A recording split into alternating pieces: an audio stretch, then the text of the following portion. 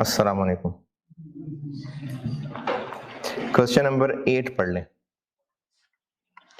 ये आई कैप का नहीं है, एक बुक होती थी किसी जमाने में आई कैप की, बड़ी रिकमेंडेड, उसमें था ये, तो अच्छा है इसलिए मैंने इसको लिया हुआ है। Question number 8। ये सवाल कैश लॉस के हिसाब से सिंपल सा है। असल में इस सवाल मैं डिस्काउंट की वजह से करा रहा हूँ, डिस्काउंट रेट की वजह से। मैं करता हूँ बोर्ड पे।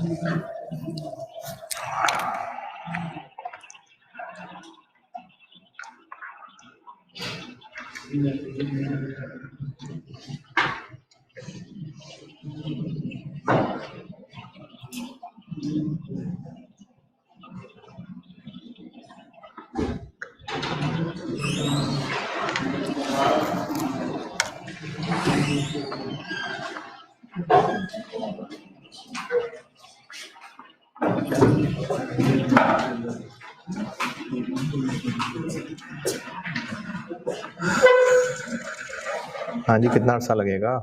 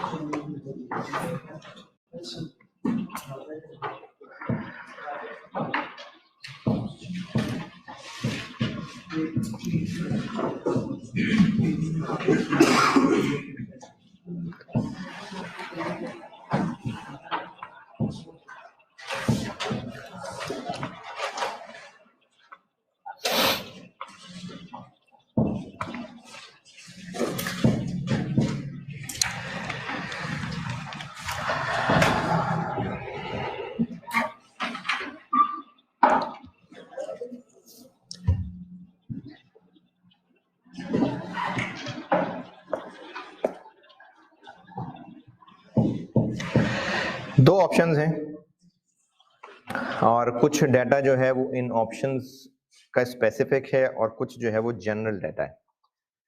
और ये जो रिक्वायरमेंट में repetition of a project is not possible bold में करके लिखा हुआ है, इसकी सिग्निफिकेंस मैं आपको एक दो क्लासेस के बाद बताऊंगा, जब एसेट रिप्लेसमेंट डिसीजन पढ़ाऊंगा ना तब बताऊंगा। ये जो रिक्वायरमेंट में बोल्ड करके लिखा हुआ है repetition of a project is not possible, इसकी सिग्निफिकेंस एसेट रिप्लेसमेंट डिसीजन पढ़ाते हुए बताऊंगा। इसी वीक में इंशाल्लाह बारी आ जाएगी। दो ऑप्शंस हैं, प्रपोजल 1 और प्रपोजल 2। अब ये क्या है, जो भी हैं, बहरहाल दो ऑप्शन हैं। एक 3 साल के कैश जनरेट करेगी, एक ऑप्शन 2 साल तक कैश जनरेट करेगी। प्रपोजल 1 पे आते हैं। प्रपोजल 1 यानी 3 साल में जो कैश जिसने जनरेट करने हैं उसके लिए हमें अभी 62,500 प्लांट एंड मशीनरी पे खर्च करना पड़ेगा, और उसके अलावा बस आपको नेट कैश फ्लोज बताए हुए हैं, और उन नेट कैश फ्लोज के अंदर लेबर वगैरह सब ऑलरेडी शामिल है। सिर्फ वर्किंग कैपिटल टैक्स इनका करना है तो करना है, उसके अलावा सेल्स मटेरियल लेबर वो कुछ अलग से नहीं करना, सारा का सारा उन्होंने आपको नेट कैश फ्लोज ऊपर टेबल में दे दिए हुए हैं। ये जो ऊपर टेबल है इससे पहले लिखा हुआ है the year and operating net cash inflows, वो सब उसने नेट करके दे दिए। उसके अलावा अगर कुछ है तो वो टैक्स है। कैसे पता ये टैक्स इसमें से नेट नहीं हुआ? लिखा हुआ है बिफोर कारपोरेशन टैक्स, तो ये टैक्स से पहले वाले कैश फ्लोज हैं, इन पे बस अब टैक्स लगाना है और जो वर्किंग कैपिटल का डाटा आ रहा है बस वो करना है। कैश फ्लोज पे तो आते हैं बाद में, उससे पहले एक बड़ी जरूरी वर्किंग है जिसके लिए असल में ये सवाल मैंने पिक किया है। हर साल की इन्फ्लेशन डिफरेंट है, आल्दो की इन्फ्लेशन उसने ऑलरेडी लगा के दे दी हुई है। ये जो कैश फ्लोज दिए हुए हैं ये इन्फ्लेशन उसने लगा दी ऑलरेडी, तो बस फिर इन्फ्लेशन का काम खत्म। डिस्काउंट रेट भी तो चाहिए ना, तो डिस्काउंट रेट अगर कैश फ्लोज नॉमिनल हैं तो डिस्काउंट रेट भी नॉमिनल ही होना चाहिए, लेकिन आपको वो रियल दिया हुआ है। अच्छा, जब हर साल की इन्फ्लेशन फर्क है, ईयर 1 का इन्फ्लेशन रेट क्या है? 10%। ईयर 2 का? ईयर 3 6%। बस कि और भी है? और भी है कितना? 5%।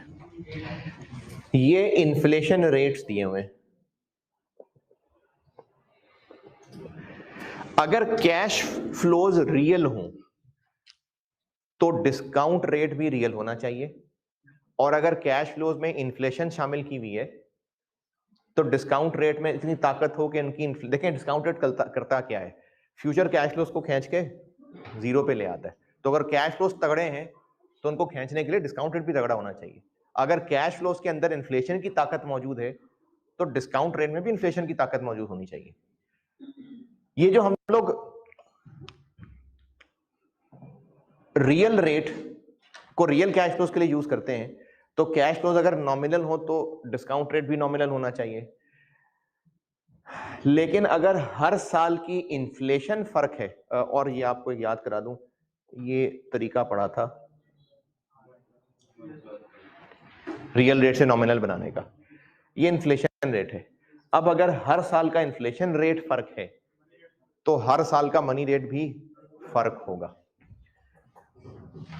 हर साल के मनी रेट के लिए हमें हर साल का ही फार्मूला बार बार लगाना पड़ेगा। तो ये मैं क्वेश्चन कर रहा हूं 8, और सबसे पहले इसकी जरूरी वर्किंग में इन्फ्लेशन रेट डाल के तो डिस्काउंट रेट निकाल रहा हूं, पर जरूरत पड़ेगी इसलिए पहले मैं ये वर्किंग कर रहा हूं। नॉमिनल डिस्काउंट रेट निकालने लगा हूं।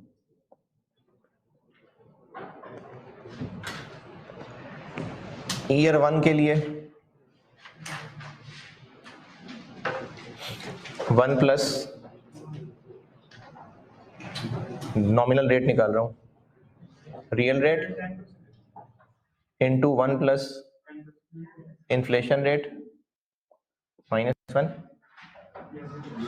Nominal rate. रियल रेट कहां है? रियल रेट आखिर में दिया हुआ है अदर इंफॉर्मेशन में टेबल से नीचे, the companies real cost of capital is 10%, और इससे जस्ट ऊपर जो टेबल है वो इन्फ्लेशन रेट दिए हुए। तो ईयर 1 के लिए एप्लीकेबल नॉमिनल रेट कितना आ गया? 21%। ईयर 2 के लिए 1.1, ईयर 2 वाला इन्फ्लेशन -18.8%। ईयर 3 के लिए इन्फ्लेशन रेट 1.1, 1.06 -1,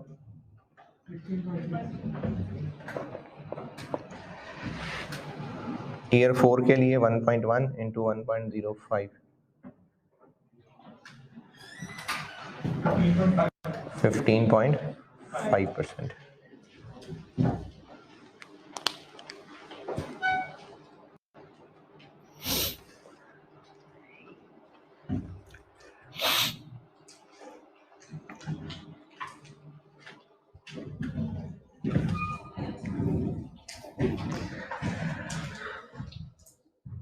हर साल का नॉमिनल रेट अलग अलग क्यों निकाला, ये बात ओके।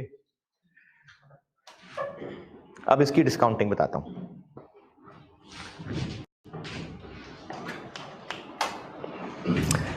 जब एक फिगर जो टाइम 3 पे लिखी हो उसकी डिस्काउंटिंग करनी हो तो हम उसका तरीका यह लगाते हैं कि जो भी फिगर है ईयर 3 की, जो भी फिगर है future cash flow, discount rate और पावर 3। पावर 3 क्यों कर रहे हैं? क्योंकि 3 साल डिस्काउंट करना है। असल में पावर 3 क्यों है? अगर मैंने किसी फिगर को 1 साल डिस्काउंट करना हो, जस्ट 1 साल डिस्काउंट, तो उस कैश फ्लो को बस एक दफा, अगर 1 साल डिस्काउंट, यानी अगर मैं कोई पावर ना लगाऊं तो वो इस कैश फ्लो को 1 साल डिस्काउंट कर देगा, और अगर 2 दफा करना है तो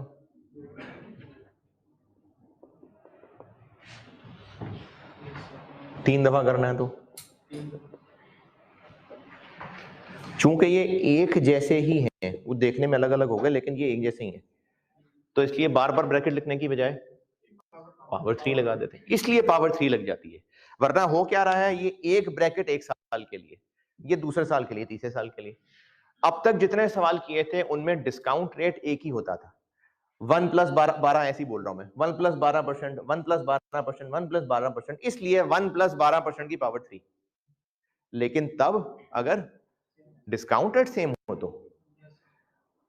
अब यहां डिस्काउंट रेट सेम नहीं है, वो कैश फ्लो जो यहां लिखा हुआ, अब हम उसको पावर 3 लगा के डिस्काउंट नहीं कर सकते। अब जिस तरह वो कनेक्टिंग फ्लाइट है ना, तो पहले इस फिगर को इस गाड़ी में बिठा के यहां लाना पड़ेगा, इसमें नहीं, सॉरी, इधर के डिस्काउंट रेट के लिए। फिर उस फिगर को 1 साल डिस्काउंट करके यहां तक पहुंचाना पड़ेगा, फिर उस फिगर को 1 साल डिस्काउंट करके, तो इस तरह 3 फ्लाइटें बदल बदल के 0 तक पहुंचेंगे।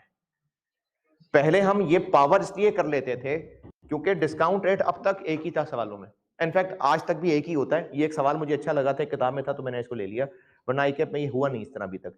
तो अगर डिस्काउंट रेट हर साल का एक ही है फिर तो ये पावर वाली बात सही है, लेकिन अगर हर साल का डिस्काउंट रेट अलग है तो अब हम पावर से डिस्काउंटिंग नहीं कर सकते, अब हमें ऐसे ही करना पड़ेगा, हर एक का अलग अलग स्टेप लिखना पड़ेगा। ये बात समझ आई?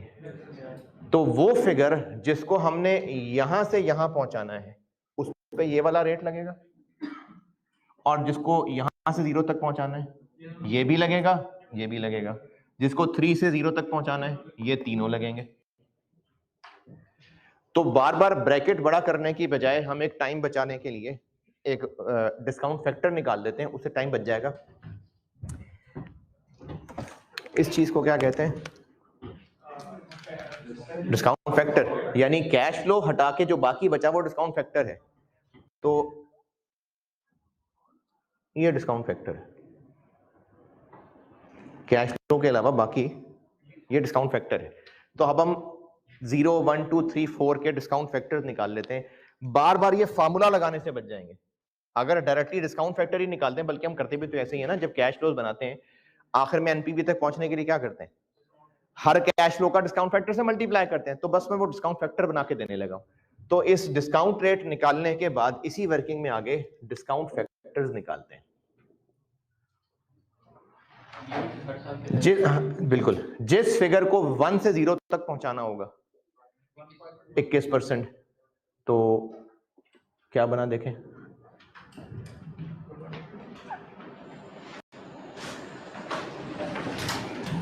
ये 1 से 0 तक पहुंचाने के लिए 0.82, जिस फिगर को, बल्कि ईयर 1 नहीं मैं कहता, जिस फिगर को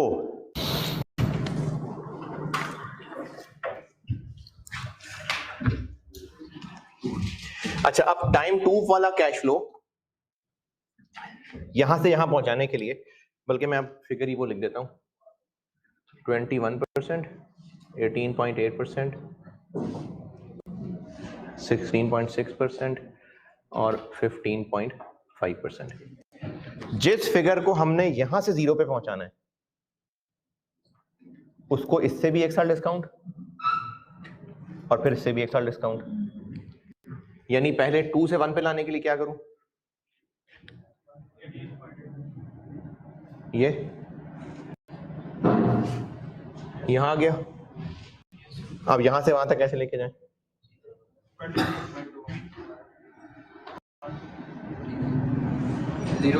ये तो सॉल्व कर लिया हुआ ऑलरेडी, 0.696। अच्छा, अब जो 3 पे लिखी हुई फिगर होगी उसको पहले हम इससे यहां लाएंगे, फिर इससे यहां, फिर इससे यहां। तो पहले इसको इससे यहां लाना है, 1/,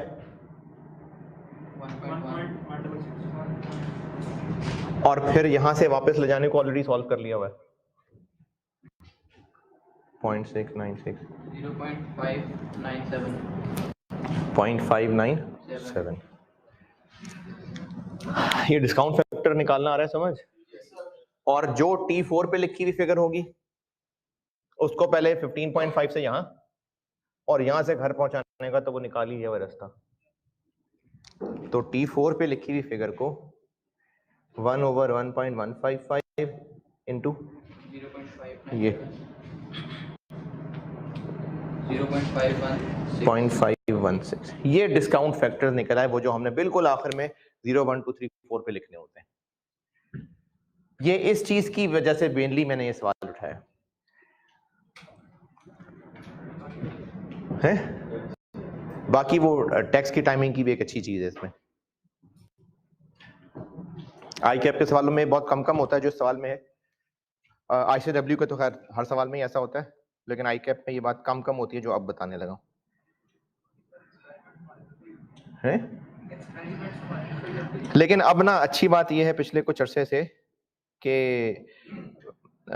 आई कैप ना अपने पेपर्स अब बाकायदा कुछ एक्सपर्ट से पहले रिव्यू करवाता है, ये रिपोर्टिंग के लिए और ये BFD वगैरह के लिए बाकायदा रिव्यूअर्स हैं, और तो पेपर की क्वालिटी भी अच्छी होती है, और सॉल्यूशन वेबसाइट पे अपलोड करने से पहले भी रिव्यू करवाता है, तो इसलिए बेहतरीन आए हैं। नहीं, पेपर टीचर्स को नहीं दिखा सकते क्योंकि वो कॉन्फ्लिक्ट ऑफ इंटरेस्ट आ जाएगा ना, तो इसलिए पेपर्स के रिव्यू टीचर से नहीं हो सकते। जी समझ नहीं आ रही। हाँ, जितने पैसे देते हैं उसमें पाकिस्तान नहीं करके देंगे, और ये ऑफ कैमरा बताऊंगा क्या, वो जो सब्जेक्ट स्पेशलिस्ट रखे थे, हाँ वो तो बल्कि एडवर्टाइज भी हुई थी, पता नहीं है 8 मिलियन था साल का शायद। हाँ है जी, किधर है, कौन है, कहाँ है,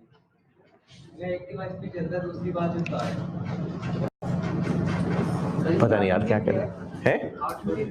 ये एक दफा एडवर्टाइज हुआ था, सब्जेक्ट स्पेशलिस्ट चाहिए था तो उसको 8 मिलियन साल के ऑफर किए थे आई कैप ने, बहुत पुरानी बात है। लेकिन इसका आगे कैरियर क्या है।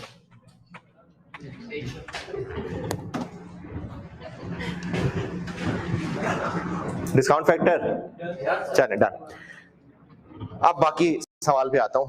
दो ऑप्शंस हैं, इन दोनों को कंपेयर करना है एनपीवी निकाल के। अच्छा, रिक्वायरमेंट में टर्म लिखी हुई है, calculate the net present value at this of each of the two mutually exclusive projects. Mutually exclusive के इन दोनों में से कोई एक ही होगा, तो इनको म्यूचुअली एक्सक्लूसिव प्रोजेक्ट्स कहते हैं। तो इन दोनों में से कोई एक ही हो सकता है, तो जिसकी एनपीवी ज्यादा होगी वही अच्छा होगा। तो इनके हम दो ऑप्शंस पे एनपीवी निकाल लेते हैं। पहले मैं प्रपोजल 1 सॉल्व कर रहा हूं। प्रपोजल 1 के कैश फ्लोज 0 1 2 3 और 4 भी शायद पता नहीं चाहिए हो। क्या क्या कैश फ्लोज हैं? एक तो ऊपर टॉप टेबल में दिए हुए हैं already, net operating cash flows दिए हुए हैं। प्रपोजल 1 के क्या क्या? ऊपर टेबल में दिए हैं यार, 40,000, 55,000, 70,000।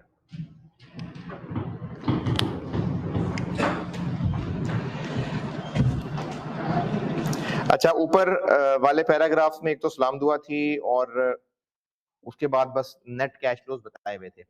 प्रपोजल 1 की हेडिंग में क्या क्या है? एक तो जीरो के ऊपर प्लांट एंड मशीनरी की कॉस्ट बताई हुई है, ठीक है, लिख लेते हैं। फिर उसके अलावा उसने कहा कि जो लेबर फोर्स हमें इसके लिए चाहिए वो हमें हायर करनी पड़ेगी और उसकी जो वेजेस हैं वो हमने ऊपर शामिल कर ली हुई हैं। तो बस ठीक है, कर ली हुई हैं, कर ली है तो कर ली है। और प्लांट एंड मशीनरी की स्क्रैप वैल्यू बताई है और बस। उसके अलावा शायद जनरल में कुछ और चीजें बताई हों। प्रपोजल 2 की हेडिंग प्रपोजल 2 करते हुए देखेंगे। उसके बाद working capital, working capital requirements in nominal money terms at the beginning of each year are estimated at 10% of year-end operating net cash flows referred to in a table above। ये proposal 2 की बात हो रही है, ये दोनों की बात हो रही होगी। प्रपोजल 2 की हेडिंग वाली बातें पूरी हो गई। देखें, एक है प्रपोजल 1 की हेडिंग, वो प्रपोजल 1 की चीजें बताई होंगी। उतने ही साइज की एक प्रपोजल 2 की हेडिंग है, वो प्रपोजल 2 की बताई होंगी। फिर उसी साइज उसी स्टाइल की एक हेडिंग वर्किंग कैपिटल रिक्वायरमेंट है। तो ये प्रपोजल 2 की बात हो रही है सिर्फ, ये दोनों के लिए हो रही होगी। इसी तरह अदर इंफॉर्मेशन दोनों के लिए। तो वर्किंग कैपिटल की रिक्वायरमेंट्स क्या है कि beginning of each year 10% of cash flows working capital रखना है। तो इसको हम लोग 0 1 2 3 वर्किंग कैपिटल का बैलेंस 0 पे रखना है, इसका 10%। फिर 55, फिर 7 cash flows in table above, उनका 10%। वर्किंग कैपिटल के बारे में कहा हुआ है कि चाहिए बिगिनिंग ऑफ ईच ईयर कितना, are estimated at 10% of the end year operating net cash inflows refer to in the table above. तो वो जो प्रपोजल 1 के कैश फ्लोज हैं उनका 10% लगा लिया, लेकिन उसको किस टाइम पे प्लेस किया? स्टार्ट। तो 0 1 2 और कैश फ्लो क्या होगा इसमें से? चेंज।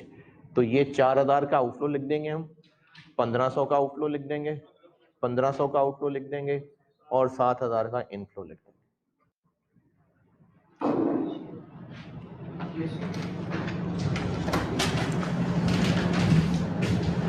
ये हो जाएगी वर्किंग कैपिटल की लाइन। 0 पे 4,000, 1,500, 1,500 और 7,000। और एक वर्किंग कर लेते हैं टैक्स की, और एक लाइन आ जाएगी प्लांट की। प्लांट लिख लेता हूं पहले। 0 पे कितना? 62,500 और फिर 5,000। चले टैक्स की वर्किंग करता हूं।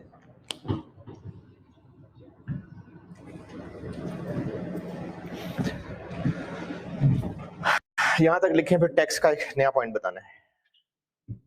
आईकैप के सवालों में आपको बहुत ज्यादा कॉमन नहीं है, लेकिन हुआ है ये भी, एट टाइम्स टेस्ट हुआ है। है वो ये ऑलरेडी फिगर दी तो ये नेट करके हम लोग सेल्स मटेरियल लेबर लिखते थे, फिर उनका टोटल करते थे, फिर टैक्स निकालते थे, फिर वर्किंग कैपिटल लिखते थे। उसको आखिर में लिखने को इसलिए कहा था कि ऊपर कैश फ्लो के टोटल में ना आप लपेट जाएं इसको। जिस वजह से प्लांट को मैंने आखिर में लिखने को कहा है कि ऊपर के कैश फ्लोज में लिख दिया ना तो आपने आरवीबी टोटल में ले आनी है। तो अब तो वो फिगर ही टोटल दी हुई है, इसी को मैंने टैक्स की वर्किंग में लिख लेना है। मैंने कौन सा इसका टोटल करके टैक्स में लिखना है? वो तो यही वाली लाइन वर्किंग में लिख लेंगे, उसमें से फिर डेप्रिसिएशन माइनस करके फिर टैक्स निकाल लेंगे। तो इसलिए खैर है टैक्स की लाइन से ऊपर भी लिख दिया। तो प्रपोजल 1 की सारी अंग्रेजी पढ़ लें और वर्किंग कैपिटल, ये सारा कुछ मैंने यहाँ प्रपोजल 1 का कैश फ्लो बनाया है, ये नोट कर लें यहां तक। फिर टैक्स के बारे में एक नई चीज सिखानी है।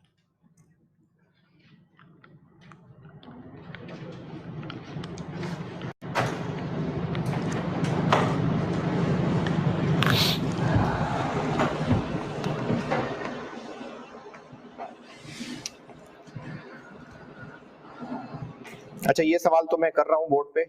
एक सवाल आपकी मेहरबानी अगर आप कराएं तो,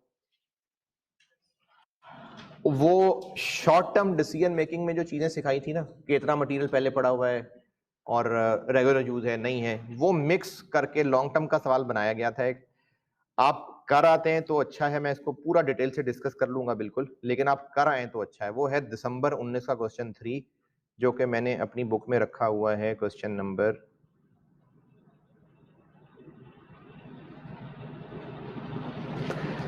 31।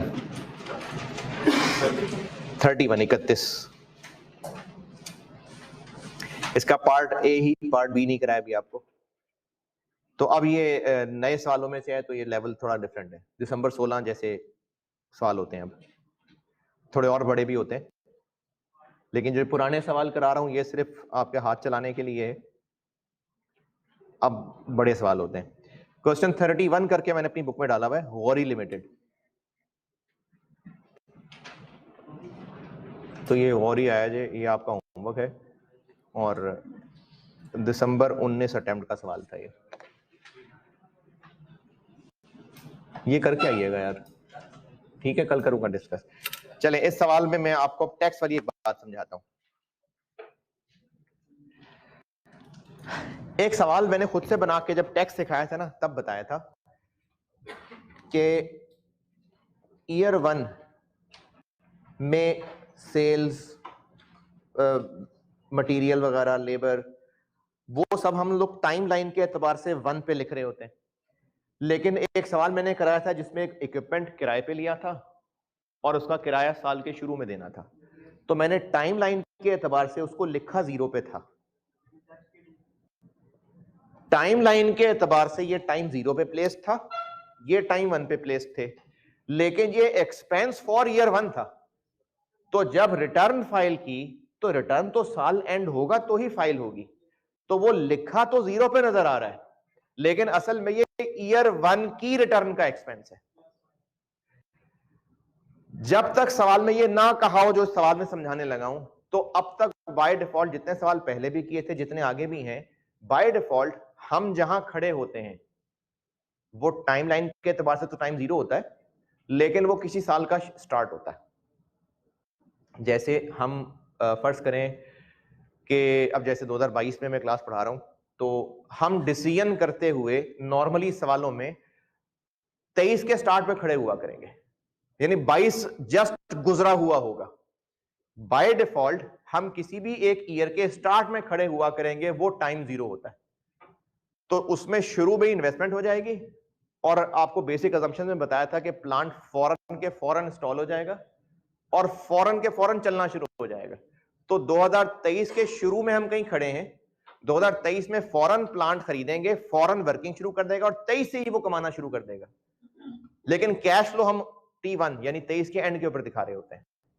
अभी तक जितने सवाल किए और आगे भी जितने आएंगे, जब तक वो बात ना मेंशन्ड हो जो मैं इस सवाल में सिखाने लगा हूं, तो बाय डिफॉल्ट हम इस वक्त इसी एक साल के शुरू में खड़े हुए हैं। ये जो ईयर 1 है ये लेट्स से 2023 है, तो अगर प्लांट खरीदना भी हुआ तो 2023 के शुरू में ही खरीदेंगे, रेंट पे भी इक्विपमेंट लेना हुआ तो रेंट शुरू में ही जाएगा।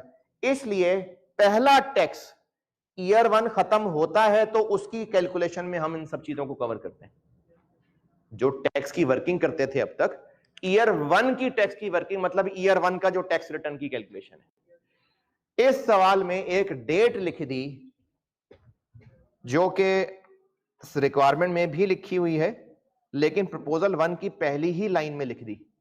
प्रपोजल 1 की पहली ही लाइन कि ये जो हम लोग मशीन खरीदेंगे ये 31 दिसंबर 2000 को खरीदेंगे। यानी मैं अगर आपको इस टाइमलाइन पे डेट्स लिख के दूं ना तो ये नहीं, ये 31 दिसंबर 00 है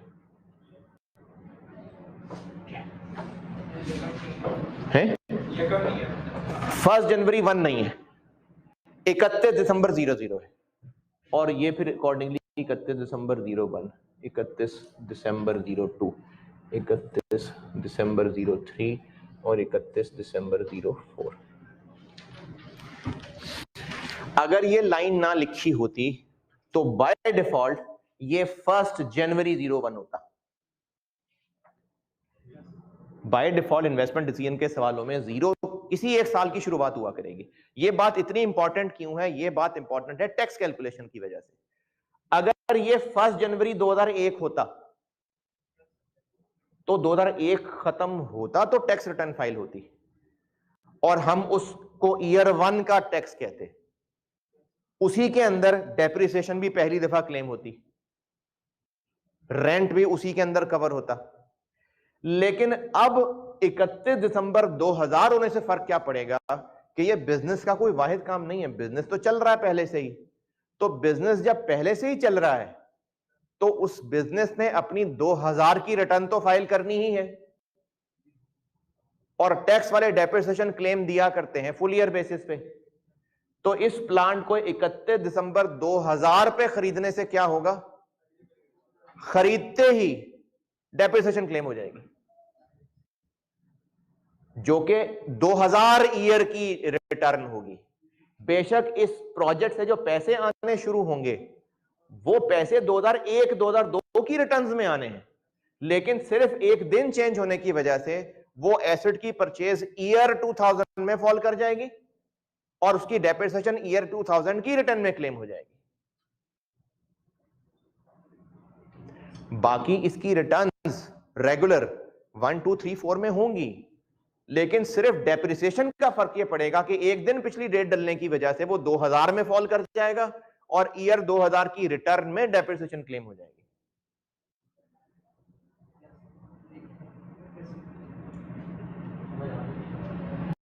ये बात आई समझ? जो बाकी कैश फ्लोज है ना वो तो ईयर 1 के ही रिटर्न्स के अंदर कवर होने, सिर्फ डेप्रिसिएशन का असर ये पड़ेगा कि ये पिछले साल की रिटर्न जो जस्ट अभी जमा होने लगी है उसके अंदर क्लेम हो जाएगी। बाकी मैं फिगर्स लेके ये बात दोबारा बोल दूंगा, अगर नोट कर रहे हैं और ये नोट कर लिया तो मिटा दूं। पहले डेप्रिसिएशन की वर्किंग कर देता हूं।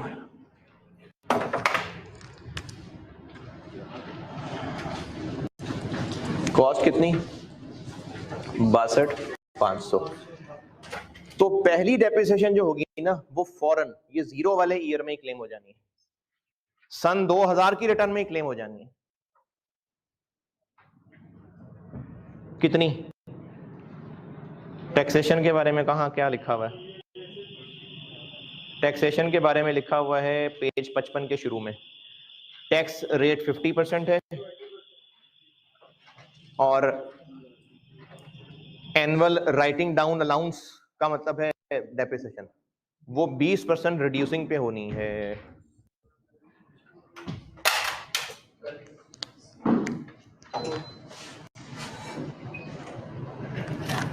कितना?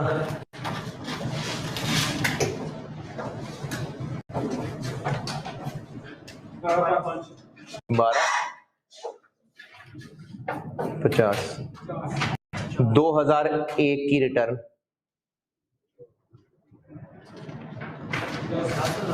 10, 2002 की रिटर्न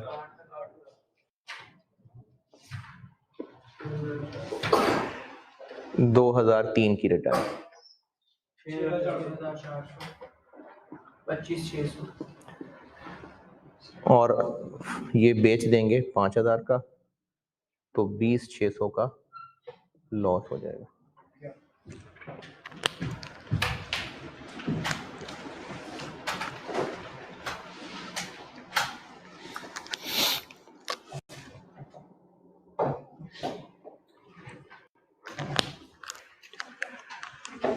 तो परचेज डेट 31 दिसंबर 2000 होने की वजह से ये 2000 की रिटर्न में भी एक एक्सेप्शन क्लेम हो जाएगी।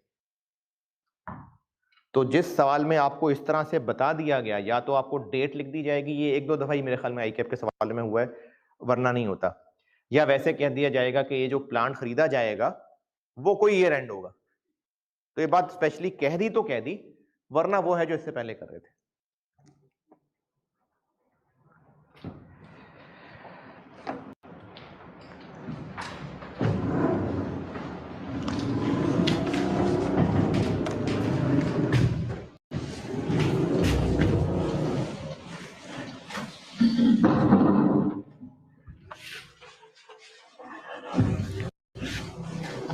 अच्छा, बीएफडी में ना मेनली सवालों से ही सीखना है, इसीलिए मेरा आधे से ज्यादा टाइम प्रैक्टिस में ही लगेगा।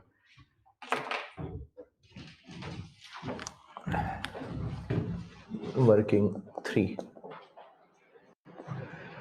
अब ये हम ईयर 2000 की रिटर्न की भी वर्किंग कर रहे होंगे साथ।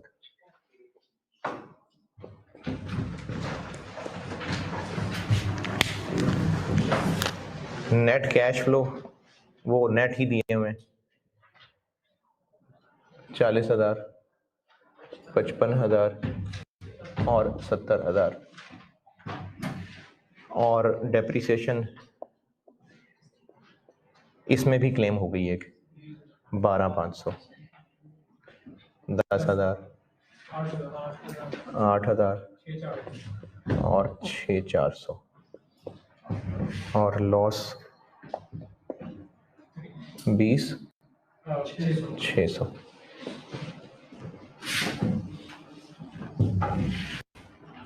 बारह 500,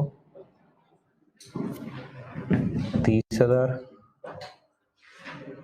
47,000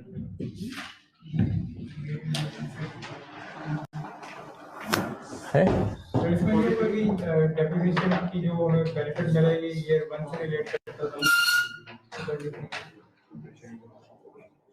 मशीन नहीं, हम टैक्स कैलकुलेट कर रहे हैं, तो 2000 की रिटर्न में इतनी डेप्रिसिएशन क्लेम हो जाएगी।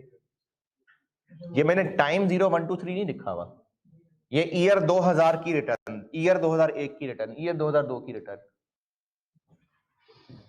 ये क्या बना आखिर में 43, और टैक्स रेट कितना है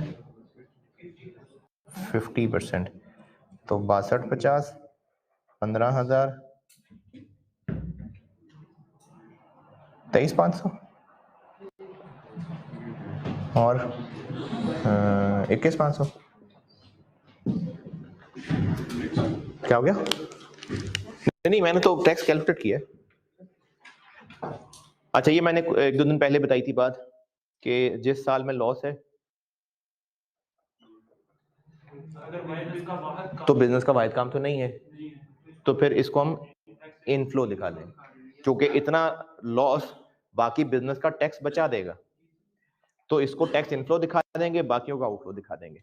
और चूंकि नेक्स्ट ईयर पे होना है, टैक्स के बारे में लिखा हुआ है कि वो नेक्स्ट ईयर पे होना है, tax being payable 12 months after the accounting year, तो वो जो टैक्स कैलकुलेट किया, जो सन 2000 की रिटर्न का टैक्स होगा वो यहां पे होगा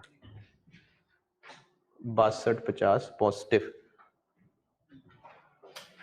62,50 पॉजिटिव, और 15,000 नेगेटिव, और 23,500 नेगेटिव, और 21,500 नेगेटिव। ये जो आपने ये 3 साल का किया है प्रोजेक्ट है, ये 3 साल का जी, ये आपने इस कॉन्ट्रैक्ट में लिया है? नहीं, प्रोजेक्ट 3 साल का है। जो मशीन डेप्रिसिएशन हो रही है हाँ वो हम सेल कर देंगे, लास्ट में लॉस हो रहा है नहीं, प्रोजेक्ट 3 साल का है ना, तो तीसरे साल के एंड में मशीन बेच देंगे। बेच देंगे, हाँ तो वो बेचने की डेट भी तो स्पेसिफिक होनी चाहिए। तीसरा साल खत्म होगा तो बेच देंगे। वो तीसरे साल के आखिरी दिन बेचेंगे या अगले साल के नए पहले दिन बेचेंगे? क्योंकि अब ये डेट दी हुई है कि आखिरी दिन बेचेंगे कि अगले दिन फजर पड़ के। मैं वैसे कह रहा हूँ ना कि परचेज की तो डेट दी है ना, बेचने की तो डेट नहीं दी, तो बस जब प्रोजेक्ट खत्म होगा तो बेच देंगे। क्योंकि इस तरह तो ये भी है टैक्स के रूल है कि जिस साल बेचनी है उस साल डेप्रिसिएशन भी नहीं, ये तो मैंने पहले भी एक दफा आपको बताया था कि आप बेशक डेप्शन कैलकुलेट ना करें, बैलेंसिंग फिगर सारा लॉस आ जाएगा। ये तो मैं सिर्फ इसलिए कैलकुलेट करवाता था कि कुछ सवालों में ऐसा हुआ है कि जो उस वक्त की बुक वैल्यू थी उससे रिलेट करके उसने आरवी दी थी, इसलिए मैं डेप्शन निकलवाता हूं। वरना आपकी बात बिल्कुल ठीक है, फुल ईयर बेसिस है, 32,000 के बाद आप डेप्शन नहीं लेंगे और 5,000 का बेचने का मतलब है 27,000 का लॉस, तो ये 27 ही बन रहा है। फुल ईयर का बिल्कुल ठीक ऐसे ही होना चाहिए। वो किस कॉन्टेक्स्ट में आता है कि जब आप ये करते हैं? ये असल में ये होना चाहिए। हाँ जी, जो ये कर रहे हैं मैं ऐसा इसलिए करता हूं क्योंकि कुछ सवालों में ऐसा होगा कि आरवी नहीं बताई होगी और ये कहा होगा कि जो टैक्स डब्ल्यूडीवी बनती हुई बस उसी को आरवी मान लेना, तो इसलिए ये फिगर निकाल रहा होता हूं। तो फिर लॉस भी नहीं आएगा। नहीं आएगा, यानी अगर इस सवाल में ऐसा कहा होता तो ये 25,600 होता और लॉस ना आता, तो इस वजह से मैं इसी चीज की आदत डलवा रहा हूं। वरना ये बात बाकी बिल्कुल ठीक है, एंड पे डेप्शन नहीं होनी चाहिए थी, सारा का सारा लॉस आ जाना चाहिए था, लेकिन उसका इफेक्ट वही बनेगा, तो इसलिए आप इस तरह ही किया कीजिए। बस आगे अब ये बन गया 66,500, ये क्या बन गया 44,750, कितना 38,500, ये मिला लिया 58,500 और 21,500 नेगेटिव, और डिस्काउंट फैक्टर वो निकाल लिए थे वर्किंग वन में 1.826.597.512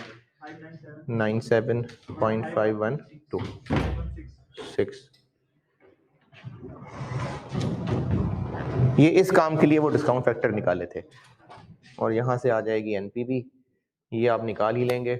ऑप्शन 2 करता हूं सॉल्व।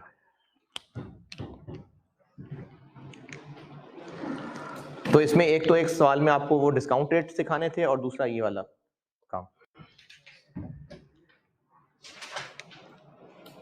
ऑप्शन 2 करता हूं सॉल्व।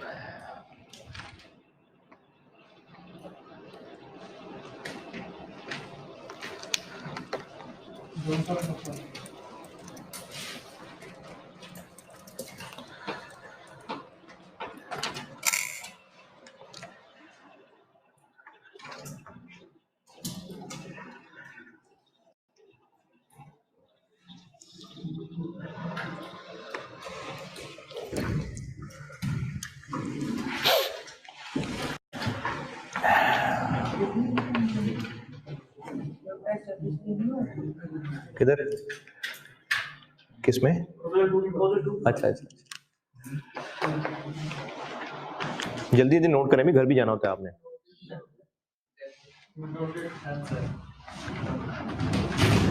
प्रपोजल 2, ये बोर्ड की सैर करा दे यार, पूरी हो गई तसल्ली से, ठीक है ना, मैं डालूं?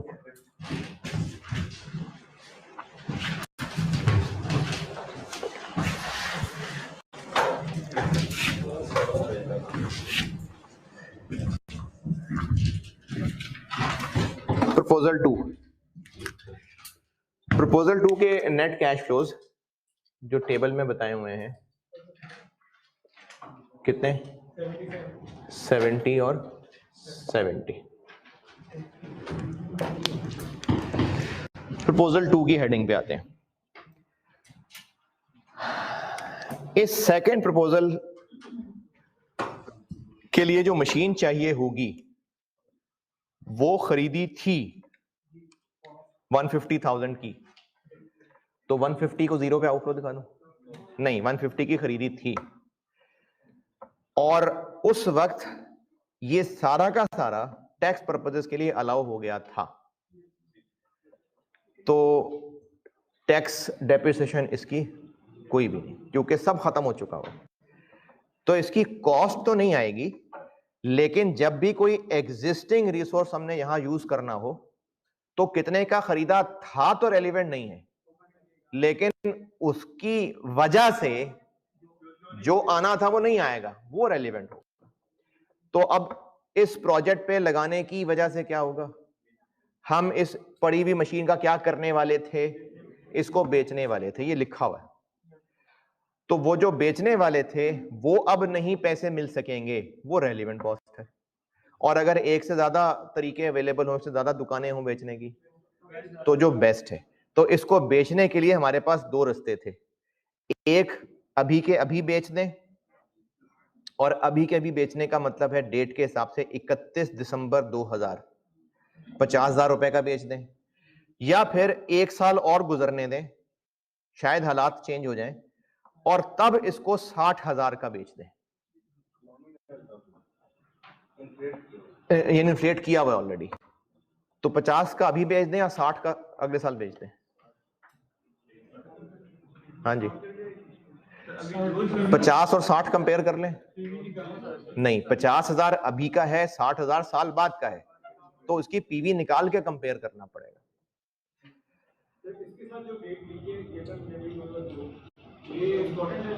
बिल्कुल इंपॉर्टेंट है।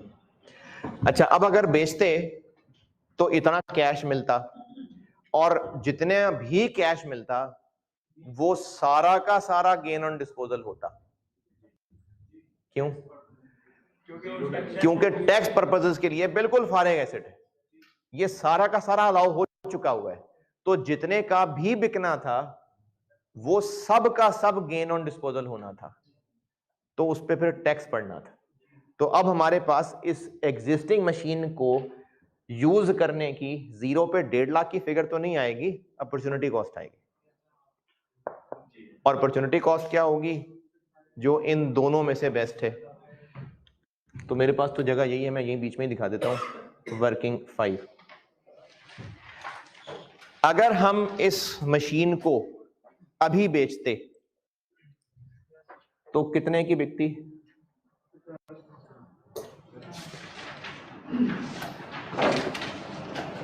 हाँ जी, अभी के अभी 50,000 की बिकती, 50,000 का कैश आता, और यही सारा का सारा गेन ऑन डिस्पोजल होता, तो इस पे कितना टैक्स देना पड़ता? 50%। कितना? 25,000। लेकिन वो कब देना होता? अगले साल। तो इसका टैक्स 25,000 हम यहां देते, तो इसके लिए डिस्काउंटिंग ये, और इसके लिए डिस्काउंटिंग पॉइंट 826।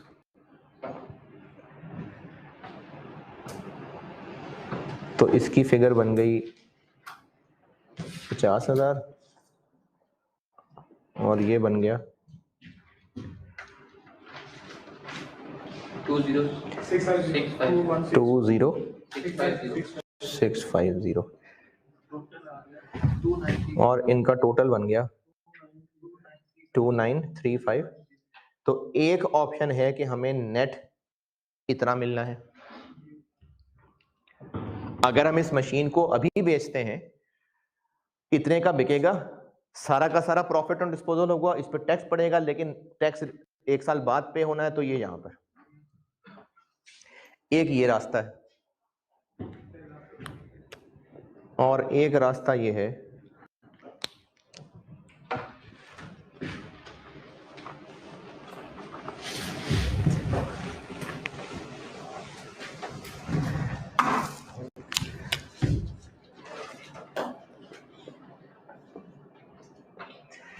एक रास्ता ये है कि इसको कब बेचें?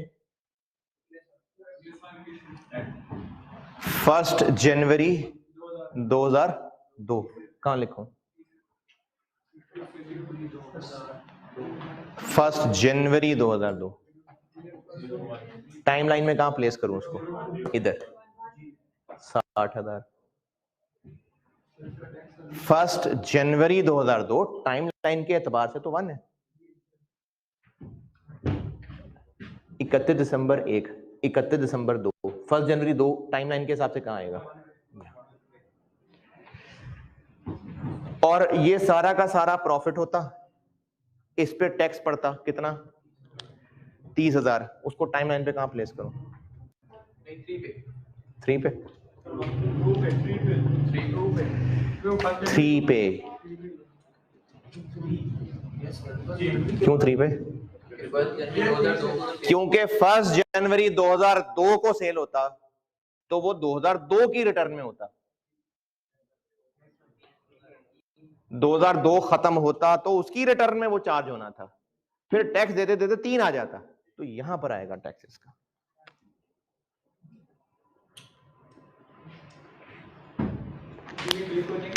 है नहीं होंगे तो क्लास में दोबारा आ जाना, दोबारा बता देंगे। 60,000 का बेचेंगे 1 जनवरी 2002, तो टाइम लाइन के एतबार से तो वो 1 है, ये मैंने टाइम लाइन लिखी हुई है। टाइम लाइन के एतबार से तो वो 1 पे प्लेस होगा, लेकिन चूंकि वो 1 जनवरी 2002 होगा तो 2002 की रिटर्न फाइल होगी, तो इसने टैक्सेबल होना है ना, तो उसको फिर 1 साल गुजरेगा, फिर उसके भी साल बाद जाके हम टैक्स देते, तो इसका टैक्स यहां आएगा। इस पे डिस्काउंट फैक्टर और इस पे डिस्काउंट फैक्टर 597।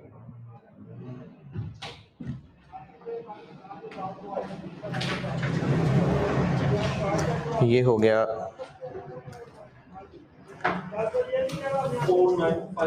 49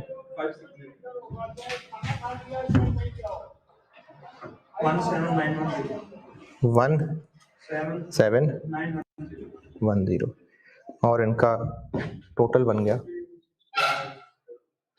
3,6,1,650। तो हम इस पड़ी हुई मशीन को यूज करने की अपॉर्चुनिटी कॉस्ट ये लेंगे।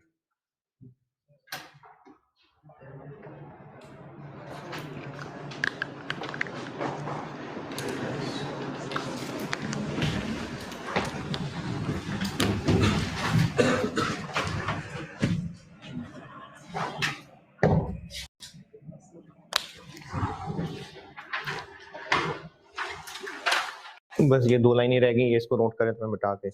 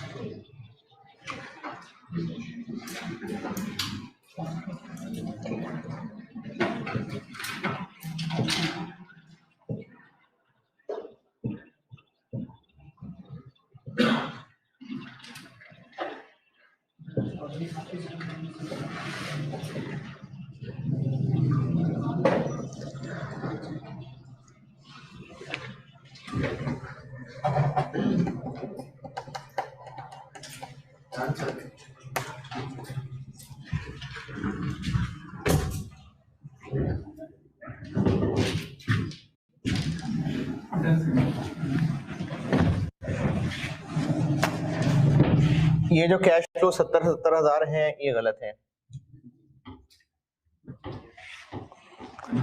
क्या गलती है इनमें? तीसरे पैराग्राफ में लिखा हुआ है कि इस काम के लिए जो लेबर चाहिए वो ऑलरेडी हमारे पास किसी और डिपार्टमेंट में काम कर रही है और उनको चाहे वहां बिठा के पैसे दें चाहे यहाँ उनसे काम करवाएं, उनको जो पैसे देने हैं 20,000 और 21,600 ये रेलिवेंट नहीं है, क्योंकि ये वो लोग हैं जो इसी कंपनी में एल्सवेयर काम कर रहे हैं और उन्हीं को लाके हमने इस जगह बिठाना है और उनको पैसे 20,000 और 21,600 देने हैं, तो ये रेलिवेंट नहीं है। लेकिन इनकी जगह जो खाली होगी वहां जो लोग लाएंगे उनको जो पैसे देंगे वो रेलिवेंट है। यानी 20,000 और 21,600 रेलिवेंट नहीं है, 22,000 और 23,760 रेलिवेंट है। तो अभी इस वक्त जो ऊपर फिगर है उसमें 20 और 21 शामिल है, वो गलत है, उसकी जगह 22 और 23 शामिल करना है। तो जो अभी शामिल है वो ऐड बैक कर देते हैं और सही वाला लेस कर देते हैं। लेबर कॉस्ट इररेलेवेंट वाली ऐड बैक कर देते हैं और रेलेवेंट वाली ले लेते हैं। इररेलेवेंट वाली कितनी? 20 और 21,600 और रेलेवेंट वाली 22 और 23,700। ये ब्रैकेट मैंने उल्टे तो नहीं लगा दी?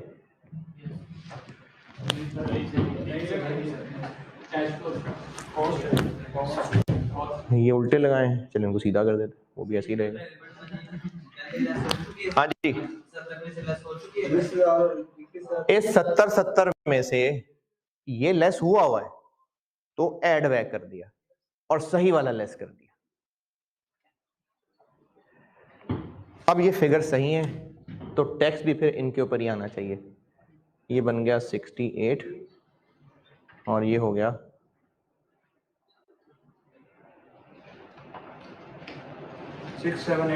67। इस पे लग जाएगा टैक्स 50%। डेप्रिसिएशन तो कोई है नहीं इसलिए इसी पे टैक्स लगना है। 34,000 33,920।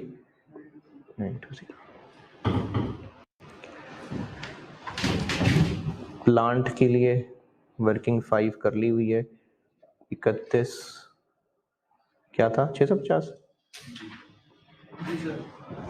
31,650 यहाँ अपॉर्चुनिटी कॉस्ट आ गई। और last working capital, working capital कितना है?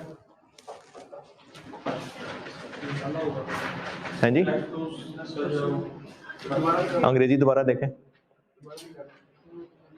वो जो निकाला वो तो प्रपोजल 1 का था। कैश फ्लोज का 10%। इनका कि इनका? अंग्रेजी क्या लिखी है? 10%। आगे refer to the table above, तो बस 70 का। तो जो 70 का रहेगा तो सेम ही रहेगा, तो इसलिए 0 पे 7,000 का आउटफ्लो और यहाँ 7 का इनफ्लो है।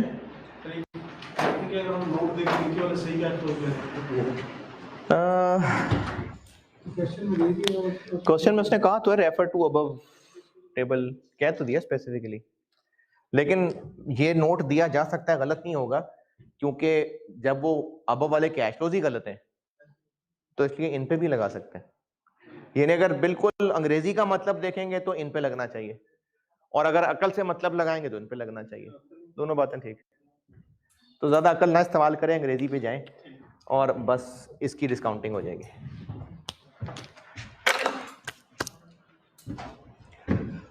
ठीक है जी, अल्लाह हाफिज़।